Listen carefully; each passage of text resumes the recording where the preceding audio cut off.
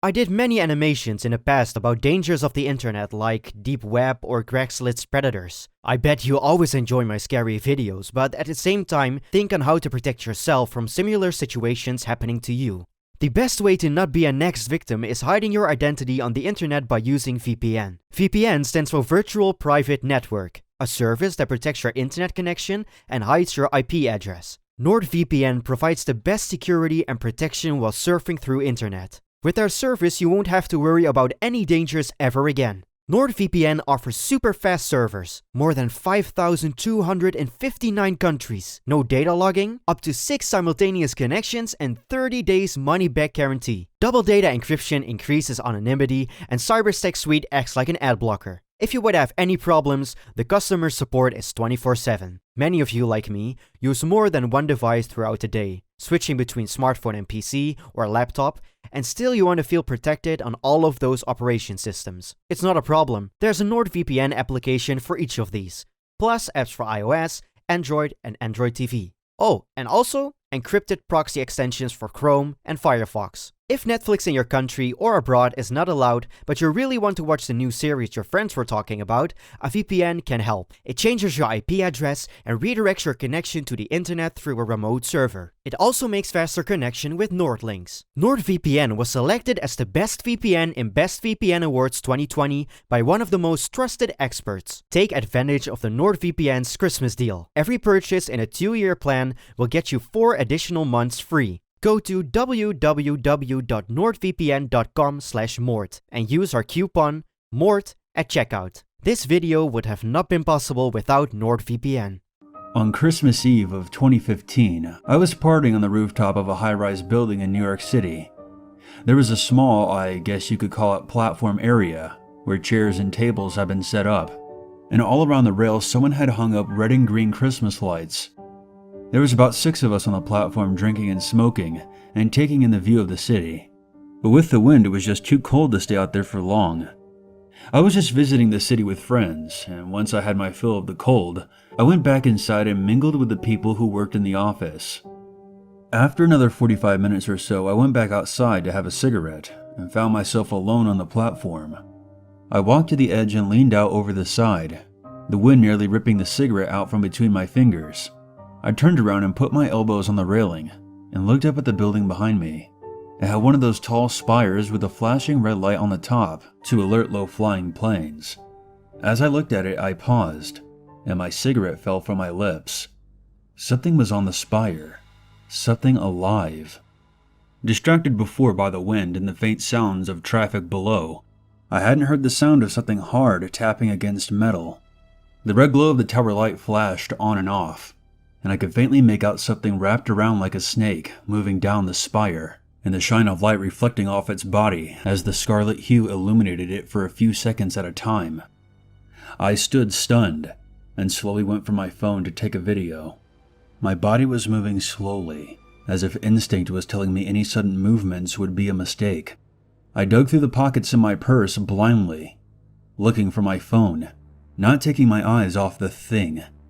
It was definitely moving, sliding down the pole like a single droplet of water moving down an icicle. I remember thinking, should I be screaming? As soon as my hand found my cell phone, the thing spread 2 massive bat-like wings. For context, there was a standard-sized American flag hanging vertically on the landing just beneath the spire, where I presumed maintenance people would stand. Each wing was easily twice the size of the flag. I dropped my purse and phone and sprinted back inside the office, catching my foot and falling flat on my face upon the carpet. I felt a whoosh of cold air behind me that hit me hard like a wave on the beach.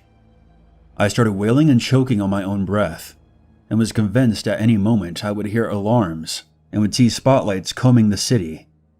I mean, I couldn't have been the only one to have seen it. This was New York City, one of the most densely populated areas in the country. I screamed for someone to call the cops and started frantically changing the channels on the TV, convinced that Anderson Cooper or somebody was going to make a breaking announcement about some creature flying through the skies above New York. But there was nothing. A dozen people tried to calm me down, and I sobbed and told them that there had been something outside, something that had wings. I went into the bathroom and vomited, Not because I was worried about the creature, but because everything else happening around me seemed so normal, and no one was reacting. Someone ended up calling an ambulance for me, and the attendants checked me out in the hallway, but I was fine. I wasn't even close to being drunk. I made quite a scene at that party, and I have not been invited back. They call me the Dragon Chick, and no one believes my story. My therapist told me that I should write all this down to reflect upon it, and try to make sense of it. This is the 5th time I have, and nothing is becoming any clearer. Please, someone out there, tell me you've seen it too. I need to know that I'm not crazy.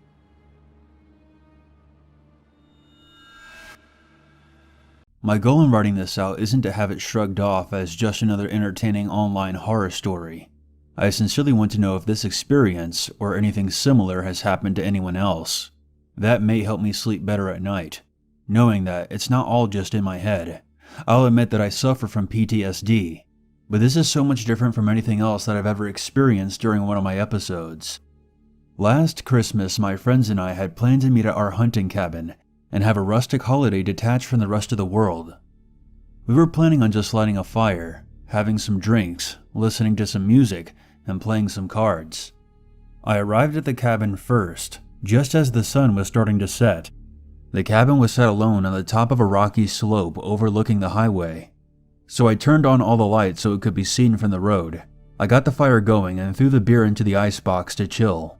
It had snowed the night before, so after I warmed up the cabin, I went outside and shoveled some openings by the driveway for the cars to park in. The entire time I was outside, I had that feeling that I wasn't alone. Not necessarily that I was being watched, but that someone else was on the property. I shook it off as paranoia. Unless they were here for the cabin, there was no reason to be this far up the hill. There was nothing else around except for trees and power lines. I went back inside and noticed a couple of missed calls on my cell phone.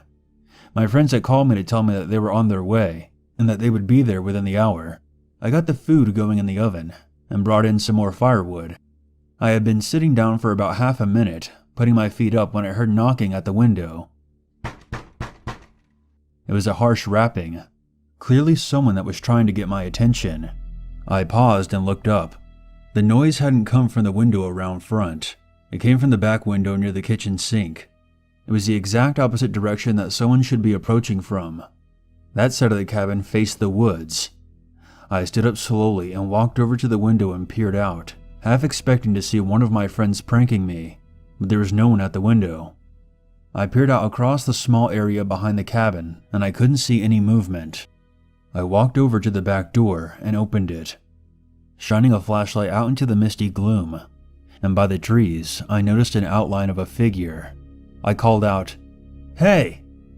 and took 4 steps out into the snow when I stopped. The crunching of the snow beneath my feet was as loud as fireworks, and I glanced down at the tracks I made leading away from the front door. Then I slowly turned the flashlight beam over to the spot beneath the kitchen window. There was no tracks at all. For about 10 seconds I just stood there, looking back and forth between the trees and the window. I then turned around and marched back inside, slamming the door behind me.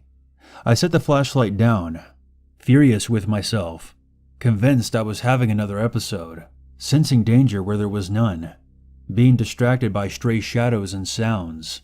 I sat back down in the chair by the fire as another rapping sound came from the front door.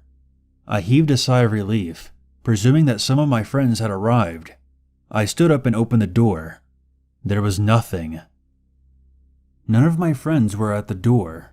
No cars parked in the yard. No footprints in the snow. I felt a cold sensation sink into the pit of my stomach that had nothing to do with the weather.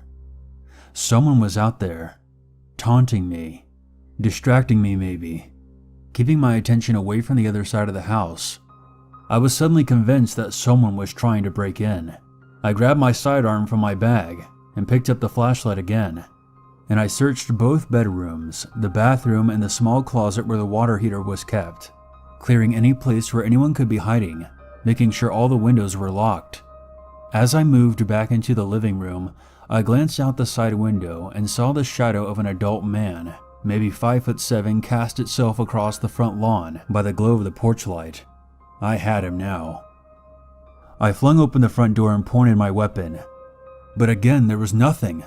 No figure, not a whisper of movement, and no footprints in the snow. I held my ground. I wasn't crazy. That hadn't been the shadow of a tree. It had been a person. Head, neck, shoulders, and torso. I knew it had been. I scanned the yard with my flashlight, going over every inch. No footprints except for my own. The back door then slammed behind me. It didn't shutter. It didn't swing shut. It slammed. I spun around and nearly fired off a shot. I then sprinted to the back door, flung it open, and aimed, only to be greeted by the single set of footprints I had made before. I shut both doors and locked them, shut off all the lights until the place was only illuminated by the fire. I put my gun in the filing cabinet, locked it, then dropped the key in a jar. I sat there by the firelight for another 25 minutes, listening to pounding noises from various windows from across the cabin, forcing myself to ignore them and remain calm. I didn't catch a glimpse of any other shadows from outside, but I wasn't really looking. I saw the headlights of my friend's car pull in. I stood up, turned all the lights back on, and greeted them at the door, as if nothing was wrong. For the rest of the night, I drank with my friends, and kept a smile on my face, not giving any indication that anything was wrong. We decorated a mini tree and played cards and had fun. That night I slept on the couch and ignored the sound of footsteps walking across the roof. Now I would have dismissed all of this as just being in my head, and I wouldn't have taken the time to write it down and share it with you if it wasn't for what happened the next morning. I was making coffee, and my buddy came back inside after having a morning cigarette. His wife calls out to him from the bedroom and asked him if he saw anything. I asked what they were talking about, and he replied, "We heard the sounds of footsteps on the roof last night, but there were no footprints up there through the snow."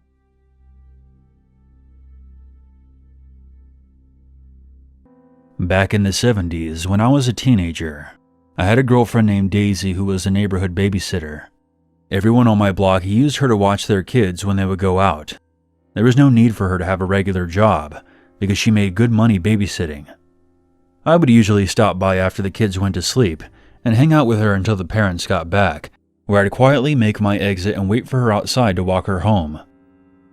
I remember that this was a couple of days after Halloween 1977. I'll never forget that year's Halloween, because that was the night I was clipped by a drunk driver while I was riding my bike. The guy ended up going to jail, but that's another story. The point is, I would not be visiting Daisy that night because of my broken arm and fractured rib, but she said that she would call me after the kids went to sleep. So I spent the evening in my living room watching television, waiting for Daisy to call me. I would say it was around 8:30 when the phone rang. Hello. Hey, it's me. What's up, babe? Did the little rascal finally pass out? Yeah, Mrs. Clark let him eat all of his leftover candy before I got here, and he was bouncing off the walls for a while. Sounds like fun. Totally. But it's pretty funny to see little Dennis when he's all hyper. He talks so fast that it sounds like he's speaking another language. Is that so? Yeah, but anyway, how's your arm? It still sucks.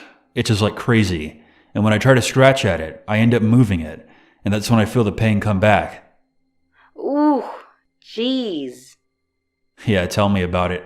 I'm just grateful it's my left arm, and that my dad does a really bad job at hiding his dirty magazines. Oh, shut up, you perv. So, what are you wearing? I'm not answering that. Use your imagination. Be careful what you wish for. I might just... Shh. I think I heard something outside. Very funny, Daisy. No, I'm serious. I think I just heard someone walking around outside. I could tell by the sound of her voice, Daisy was a little creeped out. Maybe the Clarks are home? No, they said they wouldn't be back until 9 a.m. tomorrow. I'm staying the night here. Okay, don't freak out. Maybe it's just a stray cat or something. It didn't sound like a cat. Just stay on the phone with me while I go check it out. Okay. A couple of seconds went by, and the next thing I heard was the sound of glass shattering followed by Daisy screaming at the top of her lungs. And the line went dead. I quickly got up, left my house, and made my way over to the Clark's residence as quickly as I could. They lived at the very end of the block, so it took me about 5 minutes to get there. When I arrived, the front door was open, and I could see Daisy lying face down on the living room floor in a pool of blood. I quickly got to her and turned her over with my good arm.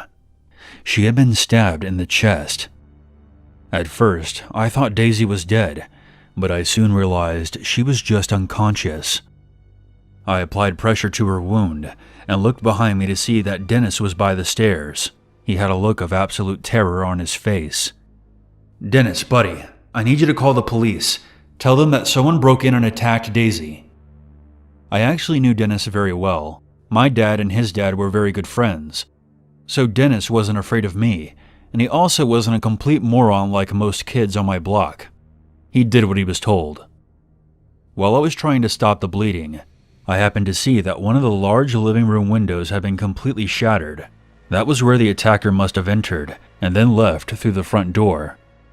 The police and ambulance showed up a few minutes later, and Daisy was rushed to the emergency room. The police contacted the Clarks to explain the situation, and Dennis ended up staying at my house until they got back. When Daisy finally came to, she was hysterical and could not tell the police any details about her attacker. It was completely random. Nothing like this had ever happened in my neighborhood before.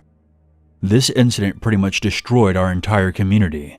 Nobody trusted anyone after this. A rumor even started that I was the one who attacked Daisy that night.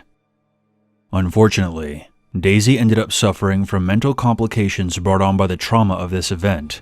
Our relationship fell apart, and she moved away a year later. I'm sad to say that she developed a drug addiction, which led to her taking her own life in 1983. The police never found out who the intruder was or what his motives were. Nothing from the house had been taken. It's truly a shame that they never caught the person. Because of their actions, they destroyed a wonderful community. And I can't imagine the anguish that Daisy's parents went through watching their daughter turn from a happy, normal girl into an emotional wreck. It's sad, but this is the world we live in. I don't advocate that you live your life in fear. That's not healthy. But be aware that there are people out there who are just pure evil. And sometimes, they don't have a reason for doing the horrible things they do.